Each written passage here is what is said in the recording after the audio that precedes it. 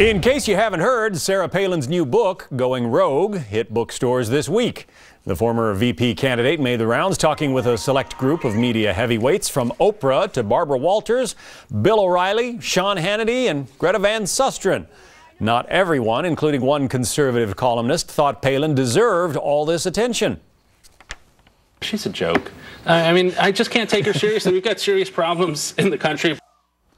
And the sour notes didn't end there. Most of the negative views coming from left-leaning media groups. Our Fox News Opinion Dynamics poll asked Americans whether or not she is being treated fairly by the press. Here are the numbers. 31% think she is being treated fairly. A whopping 61% think she is not being treated fairly, or treated unfairly, I guess I should say.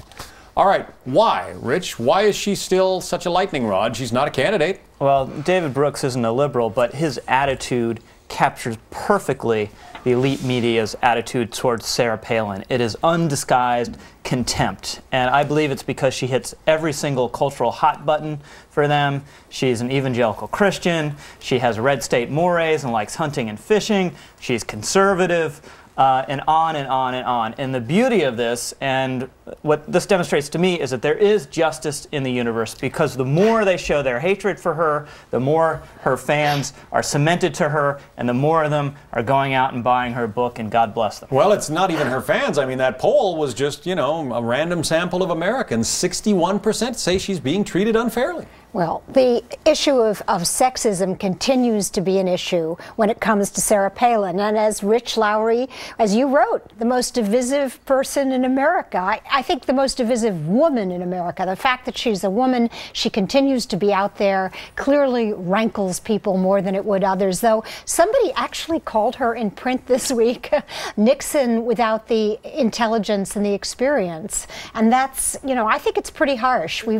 She's really continues to take a beating. You're a former colleague of David Brooks. What about that comment of his? He said, and the thought that she is sort of catnip to those on the left and the right. Yeah, exactly, because I think that she has split Republicans. I mean, that's what's interesting about her, is that the McCainites have been as critical of Sarah Palin as the left. At least some of them. Some of them, yes. The ones that trashed her after the campaign have continued to be very critical. Newsweek magazine put her on its cover with a photograph that they apparently bought from the folks at Runner's World. It's her in running garb.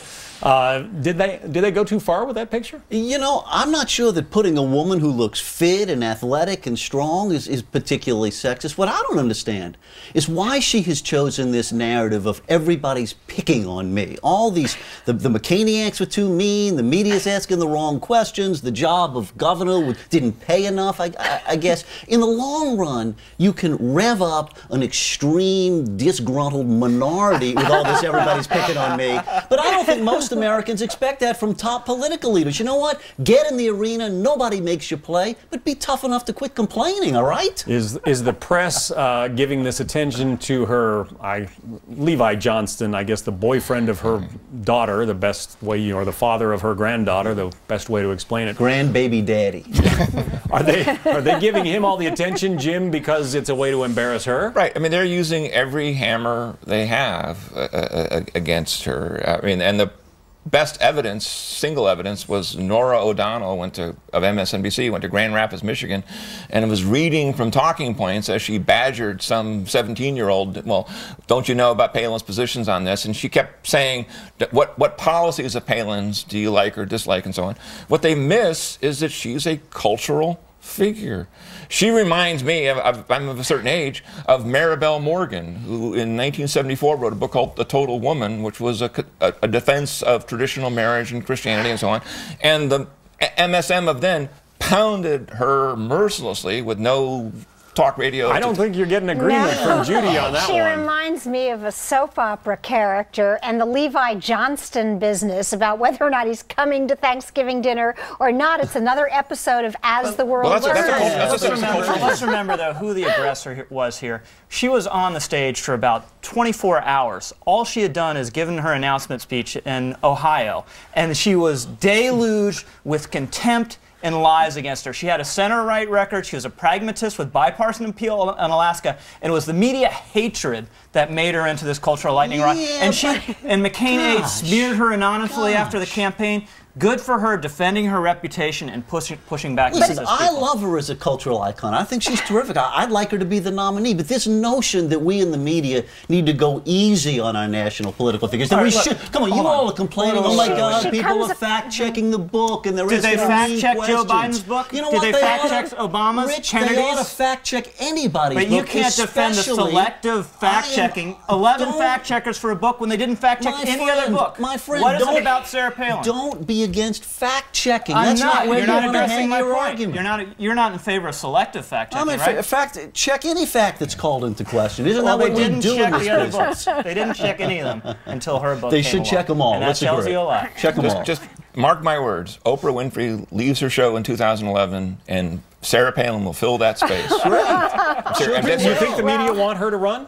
No, they don't want her to run. I don't really think she wants to run. I think, again, all this discussion, if Judy thinks she's a soap opera, that's just, Sarah Palin is laughing all the way to the bank.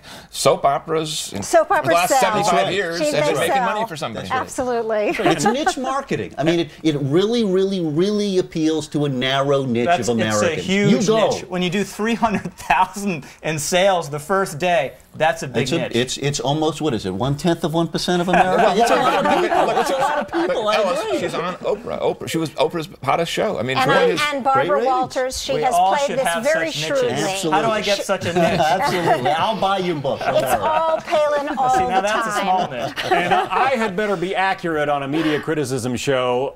Levi Johnston, the father of Sarah Palin's grandson. I guess I said granddaughter before. Anyway, grandson. Time for a break. We have lots of extras available to you on our website, including some of the spirited discussions that erupt in here during our breaks. You can hear them after the show at foxnews.com/FoxNewsWatch. Back in 2 minutes.